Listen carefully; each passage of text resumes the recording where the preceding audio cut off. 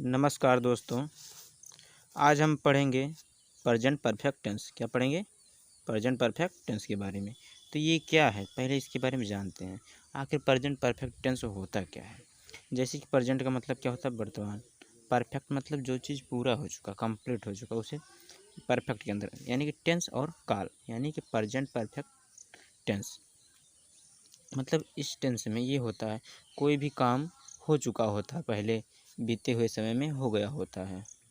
यानी कि कुछ समय पहले ये काम हो गया। मान लीजिए हम पढ़ रहे हैं तो कुछ समय पहले हमने कुछ पढ़ा या फिर मैंने कुछ काम किया, तो जो बीता हुआ समय होता है यानी कि वर्तमान काल में समाप्त होना, यानी कि जल्दी में ही कोई काम समाप्त हुआ, तो उसको हम प्रेजेंट परफेक्ट टेंस के अंतर्गत पढ़ते हैं। चलिए इसका डेफिनेशन पहले देखते हैं।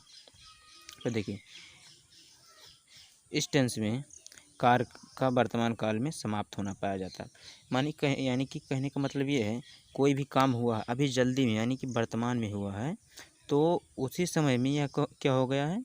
समाप्त होना पाया गया है। और देखिए, इस टेंस के वाक्यों के अंत में क्या आता है? चुका है, चुका हूँ, चुकी है, और लिया है, दिया है, ये सब शब्द आएंगे। ठीक है। तो जैसा कि मैं अपना पाठ पढ़ चुका हूँ, यानी कि मैं अपना पाठ पढ़ चुका हूँ, तो किस में आएगा? प्रेजेंट परफेक्ट टेंस में आएगा। चलिए आगे देखते हैं। प्रेजेंट परफेक्ट टेंस 4 प्रकार के होते हैं। कितने प्रकार के होते हैं? 4 प्रकार के होते हैं। पहले हमारा क्या होता है? Affirmative sentence. Affirmative sentence. दूसरा क्या होता है? चलिए हम लिख देते हैं। दूसरा होता है हमारा निगेटिव सेंटेंस। क्या होता है? Negative sentence. Negative sentence. अगला क्या हमारा होता है? Interrogative sentence. इंटरो यहाँ पे डबल आ रहेगा। Interrogative sentence. लास्ट हमारा क्या होता है? इंट्रोगेटिव निगेटिव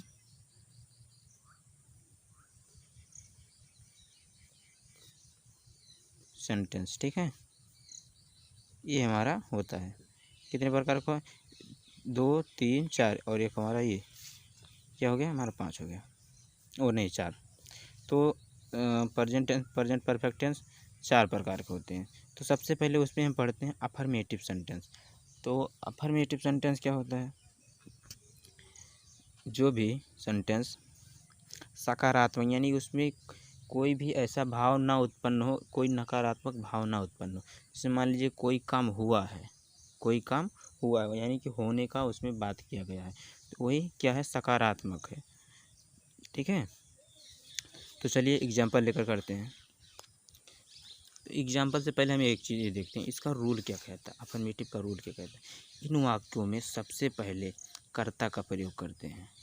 क्या करते हैं? कर्ता का प्रयोग करते हैं। इन वाक्यों में सबसे पहले हम कर्ता का प्रयोग करते हैं। उसके बाद सहायक क्रिया हम क्या लगाएंगे? हैज लगाएंगे या फिर हैव लगाएंगे। उसके बाद वर्ब की थर्ड फॉर्म का प्रयोग करते हैं। इसके बाद ऑब्जेक्ट लगाते हैं। ठीक है। तो चलिए एक एग्जांपल करते हैं। जैसे हमारा पहला एग्जांपल है, राजू ने पुस्तक समाप्त कर ली है। राजू ने पुस्तक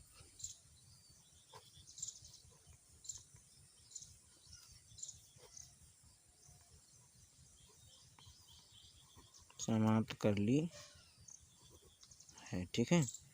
तो क्या हो जाएगा? राजू ने पुस्तक समाप्त कर, यानी कि राजू ने अपना पुस्तक पढ़ लिया है, फिर पूरा कर लिया है। ठीक है।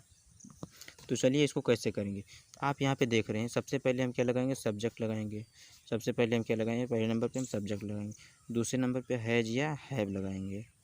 उसके बाद क्या करना है? वर्ब की यहाँ पर तीसरा रूप यानी कि वर्ब का थर्ड फॉर्म का प्रयोग होगा। उसके बाद हमें ऑब्जेक्ट लगाकर लास्ट में फुल स्टॉप लगा देना। ठीक है। तो इस प्रकार से आप ट्रांसलेशन करेंगे।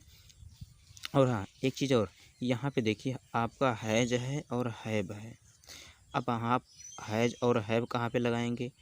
अभी इसमें तो ज़रूर कन्फ्यूज होंगे। तो उससे पहले, करने से पहले नोट डाल के लिखिए आप। नोट।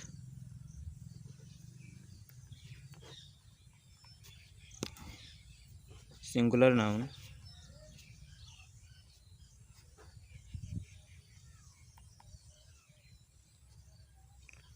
नाउन और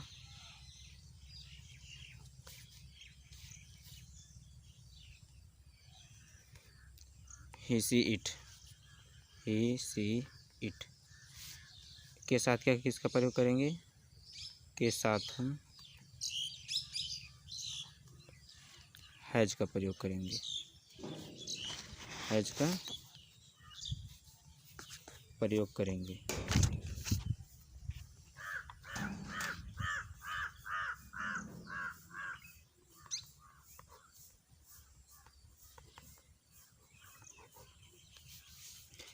और बाकी सभी के साथ हम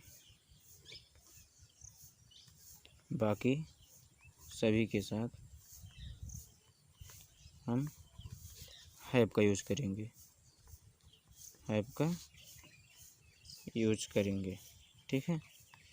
यानी कहने का मतलब ये है, अगर सेंटेंस में आपका सिंगुलर नाउन यानी कि एक वचन करता आता है और ही सी इट, उसके साथ हम किसका यूज़ करेंगे? हम हैज का यूज़ करेंगे। बाकी सभी के साथ कोई भी हो उसके साथ हम किसका? हैव का यूज़ करेंगे। तो चलिए एग्जांपल करते हैं। एग्जांपल हमारा क्या था? राजू ने पुस्तक समाप्त कर ली है। राजू ने पुस्तक समाप्त कर ली है। ठीक है। तो इसका क्या हो जाएगा? सबसे पहले हम सब्जेक्ट लगाएंगे, उसके बाद वर्ब लगाएंगे। वर्ब क्या हमारा? समाप्त करना है। उसका ऑब्जेक्ट क्या हमारा? पुस्तक है। क्या है हमारा? ऑब्जेक्ट पुस्तक है। ठीक है। तो चलिए करते हैं, कलर चेंज कर लेते हैं। सबसे पहले हम सब्जेक्ट हमारा क्या है? राजू। ठीक है, राजू। अब राजू देख रहे हैं एक सिंगुलर नाउन है, तो इसके साथ हम किसका प्रयोग करेंगे? हैज का प्रयोग करेंगे। और इसके साथ हमने हैज का प्रयोग कर दिया। और उसके बाद क्या करना? वर्ब की थर्ड फॉर्म। तो वर्ब क्या हमारा? समाप्त करना। समाप्त करने की इंग्लिश क्या होती है? फिनिश होती है। क्या होता है? फिनिश होता है। उसमें हम थर्ड फॉर्म बनाया है तो ईडी जोड़ देंगे। फिनिशड क्या उसने क्या कर लिया? अपना बुक समाप्त कर लिया। Finished the book. ठीक है, ये हो गया हमारा फुल स्टॉप। तो सेम टू सेम इसी प्रकार से हम इसको ट्रांसलेट करेंगे। तो उम्मीद करते हैं आपको ज़रूर समझ में आया होगा। अगर नहीं समझ में आया तो एक बार फिर से देखिए इस वीडियो को, क्योंकि बहुत ही आसान तरीके से मैंने इसमें बताया है।